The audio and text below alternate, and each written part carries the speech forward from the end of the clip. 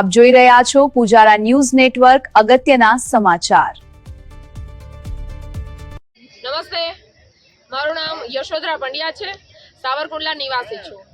આજ રોજ નગરપાલિકા દ્વારા સ્વદેશી વસ્તુને લઈ અને મહિલાઓને અને બીજા વેપારીઓને ખૂબ સરસ સ્થાન આપી અને પોતપોતાની જે પ્રોડક્ટ છે, વસ્તુ છે, વેપાર વાણિજ્યને મજબૂત કરવા માટે જે આયોજન કર્યું છે એ ખૂબ સરસ છે।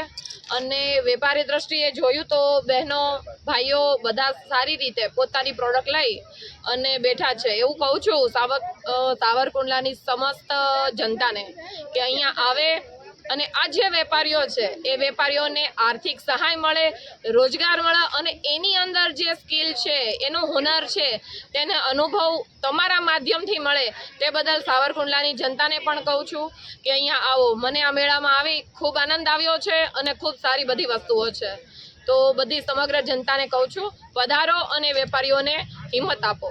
નમસ્તે। દ્વારા 2025-26ને શહેરી વિકાસ વર્ષ તરીકે ઉજવવામાં આવી રહ્યું છે, જેના ભાગરૂપે રાજ્ય સરકાર દ્વારા રાજ્યની તમામ નગરપાલિકાઓમાં સ્વદેશી મેળાઓનું આયોજન કરવામાં આવેલ છે। જેના અનુસંધાને આજરોજ સાવરકુંડલા નગરપાલિકા દ્વારા પણ 10 દિવસ માટે સ્વદેશી મેળાનું આયોજન કરવામાં આવેલ છે। આ સ્વદેશી મેળામાં નગરપાલિકા વિસ્તારના વિવિધ સ્વદેશી પ્રોડક્ટ બનાવતા લોકોએ તેમજ અહીંયાની પ્રખ્યાત ખાણીપીણીના લોકોએ પણ ભાગ લીધેલ છે।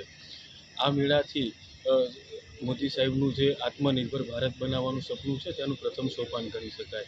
તો હું દરેક શહેરીજનોને અપીલ કરું છું કે ચાલો આપણે બધા આવીએ અને આ સ્વદેશી મેળાનો લાભ લઈએ। છતાં પણ મને એક્ઝિબિશનમાં બહુ સરસ રિસ્પોન્સ મળે છે અને ખૂબ ખૂબ આભાર નગરપાલિકાનો, કેન્દ્ર સરકારનો, માનનીય મંત્રી શ્રી નરેન્દ્રભાઈ મોદીનો અને રાજુભાઈ દામોદરાનો કે એણે મને આમંત્રણ આપ્યું અને મને અહીંયા સુધી લાવવામાં મદદ કરેલી છે। નહીંતર અમે લગભગ એવું કહેવાય કીધું ને બેને કે ઘરની બહાર લેડીઝોને નીકળવાની તકલીફ થાય છે, એવું મારે એવું જ છે। મારે બાળકો છે, મારે સસરા સાસુ છે, એને બધાયનું કામ કરવું, એને બધાયનું હાચવતા હું એક ઓર્ગેનિક સાબુ બનાવું છું। સાબુ, શેમ્પૂ એ બધામાં મને સમય મળે છે, પણ આપણે જો હિંમત કરીએ કે ભાઈ મારે કંઈક કરવું છે તો મને એવું નથી લાગતું કે આપણા ઘરના આપણને સપોર્ટ ના કરી શકે એમ। એટલે મને મારા ફેમિલીનોય પૂરો સપોર્ટ છે। એવી જ રીતે આપણને નરેન્દ્રભાઈ મોદીએ અત્યારે આવડું મોટું મંચ આપ્યું, આવડું મોટી જગ્યા આપી કે અને આ બધાય મહાનુભાવોએ જેટલા બેઠા છે બધાએ એવું કીધું કે તમે સ્વદેશી વસ્તુ ખરીદવાનો આગ્રહ રાખો, સ્વદેશી વસ્તુ ખરીદો તો તમને ભલે એવું કીધું કે ભાઈ થોડોક મોડો રિઝલ્ટ મળે પણ મળે તો ખરા જ એમ।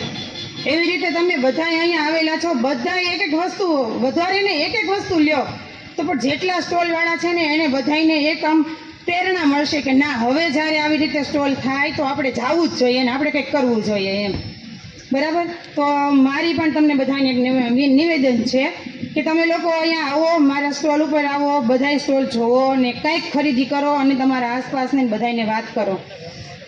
બસ।